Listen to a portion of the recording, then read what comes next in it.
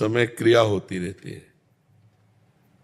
जो अकर्म में कर्म देखता है, मानो आप बैठे हैं, कुछ नहीं कर रहे हैं, लेकिन कर्म हो रहा है। अंदर देखो हो रहा है ना, मन ये भी प्रकृति का है, बुद्धि ये भी प्रकृति की है, चित्त ये भी प्रकृति का है, अहम ये भी अंतःकरण धर्म है। हर समय क्रिया हो रही।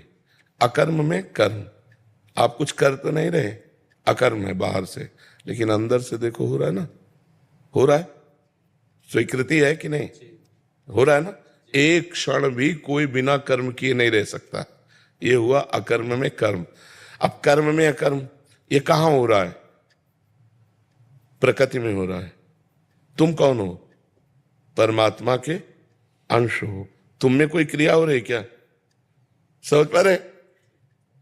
कर्म में अकर्म, अकर्ता। आप करता नहीं है, गुणानुगुण वर्तनते।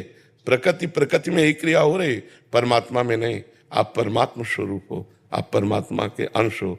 तो कर्म में अकर्म और अकर्म में कर्म।